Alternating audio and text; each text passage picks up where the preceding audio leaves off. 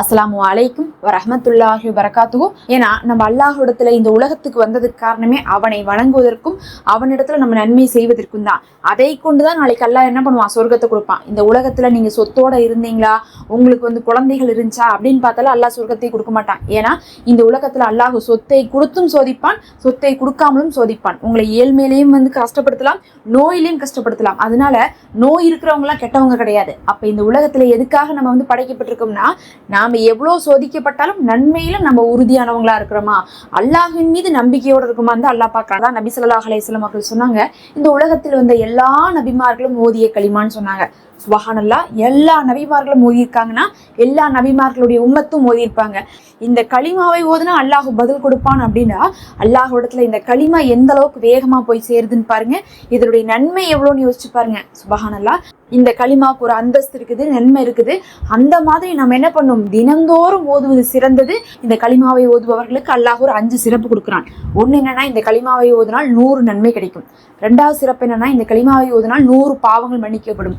3வது சிறப்பு என்னன்னா, இந்த களிமாவை ஓதினால் உங்களுக்கு ஷைத்தானுடைய ஊசலாட்டங்களே என்னைக்குமே இருக்காது. சுப்ஹானல்லாஹ். 4வது என்னன்னு பாத்தீங்கன்னா, இந்த களிமாவை நாம மட்டும் கிடையாது, எல்லா நபிமார்களும் ஓதியிருக்காங்க. இதை ஓதுபவர்களுக்கு உயர்ந்த அந்தஸ்தாக அடிமையை உரிமை விட்ட நன்மை கிடைக்குது. அடிமையை உரிமை விட்ட நன்மைனா என்ன அர்த்தம்னா, யாராவது ஒருத்தவங்க அப்பெல்லாம் அடிமையா இருப்பாங்க. பிலால் ரலியல்லாஹு அன்ஹு அவர்கள்லாம் அடிமையா பிடிச்சிட்டு வரப்பட்டாங்க. ஒரு நாட்டுல இருந்து இன்னொரு நாட்டுக்கு அடிமையா வந்தாங்க. அவங்கள காசு கொடுத்து வேலைக்கு வாங்கி வச்சுப்பாங்க. அவங்கள என்ன பண்ணுவாங்கன்னா, இந்த முதலாளிகள் அடிமை போல நடத்துவாங்க. அவங்களுடைய இதே அடிமை தான். அப்படி இருக்கும்போது அவங்கள பார்த்தீங்கன்னா ரொம்ப மனுஷர்களை விட ஒரு விலங்குகளை மாதிரி நடத்துகிற மாதிரிலாம் நடத்துவாங்க. அப்படிப்பட்ட அந்த உரிமை இல்லாத அடிமையை நம்ம காசு கொடுத்து வாங்கி அவர்களுக்கு ஒரு சுதந்திரத்தை கொடுக்கறது, அந்த நன்மை நமக்கு இந்த களிமாவை ஓதுவதனால் கிடைக்குது. அந்த மாதிரி 10 அடிமைகள் உரிமை விட்ட நன்மை நம்ம பெற்றுக்கொள்றோம்.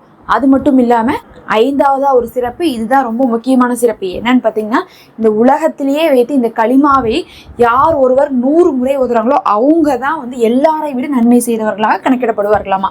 மாஷா அல்லாஹ், யோசிச்சு பாருங்க. எல்லாரை விட நம்மளால வசதியா இருக்க முடியாது, எல்லாரை விட நம்ம அழகா இருக்க முடியாது, எல்லாரை விட நம்ம ஆரோக்கியமா இருக்க முடியாது, எல்லாரை விட நல்ல வாழ்க்கை நமக்கு அமையல, நல்ல தொழில் அமையல. நம்ம சொல்ல முடியுமா, இந்த உலகத்திலே நான் தான் நம்பர் 1 பணக்காரி? நம்ம சொல்ல முடியாது. நம்பர் 1 வேலையில இருக்கேன், நம்பர் 1 வருமானத்துல இருக்கேன்னு சொல்ல முடியாது. ஆனால் நம்பர் 1 நன்மையில இருக்கேன்னு சொல்றதுக்கு நபி அவர்களே நமக்கு ஒரு களிமா கற்றுக் கொடுத்துருக்காங்கன்னா அது இந்த களிமா தான். இதை ஓதக்கூடிய ஒவ்வொரு நாளும் நீங்க 100 முறை அந்த நாள்ல எப்படியாவது ஓதி விட்டா போதும், உங்களுக்கு உலகத்திலேயே வைத்து நம்பர் 1 நன்மை செய்தவர்களாக அல்லாஹ் கணக்கெழுதுறான். இன்னும் சிலர் என்ன பண்ணுவாங்கன்னா, 100 முறை நம்மளே மாதிரி மற்றவங்க ஓதிடுவாங்கிறதுக்காக அதிகமா ஓதுவாங்களாமா, 100க்கும் மேல எண்ணிக்கை இல்லாம. ஏன்னா அவங்களுக்கு ஒரு ஆசை, இப்ப 100 முறை நானும் ஓதுறேன் நீங்களும் ஓதுறேன்னா நான் அப்ப என்ன பண்ணும், 110 முறை ஓதுனா உங்களை மிகைத்திருவேன்ல நன்மையில. அப்ப மறுமையில பார்க்கும்போது நம்பர் 1 அப்படிங்கிற இடத்துல நான் வருவேங்கிறதுக்காக ஓதுவாங்களாமா சஹாபாக்கள்லாம். அப்படி போட்டி போட்டு ஓதுனா அந்த களிமா தான் 4வது களிமான்னு சொல்லக்கூடிய லா இலாஹ இல்லல்லாஹு வஹ்தஹு லா ஷரீக லஹு லஹுல் முல்கு வலஹுல் ஹம்து வஹுவ அலா குல்லி ஷைஇன் கதீர். இந்த களிமாவை தான் நீங்க என்ன பண்ணணும், 100 முறை ஓதணும். நம்ம சொன்ன அனைத்து நன்மையும் உங்களுக்கு கிடைக்கும்.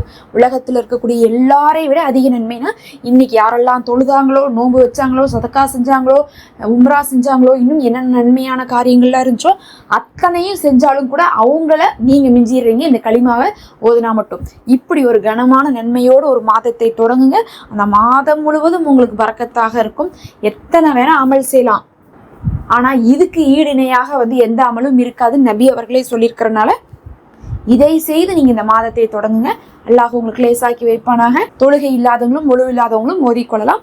எல்லாருக்கும் தெரிஞ்ச களிமா தான் நினைக்கிறேன். அடுத்த வீடியோல பார்க்கலாம். மறக்காம லைக் பண்ணி ஹைப் பண்ணிக்கோங்க. இன்னும் நம்ம சேனல்ல மெம்பர்ஷிப் இருக்கு, ஹதியாவாக விரும்புறவங்க ஜாயின் பண்ணிக்கோங்க. அது நமக்கு ஒரு சப்போர்ட்டா இருக்கும்.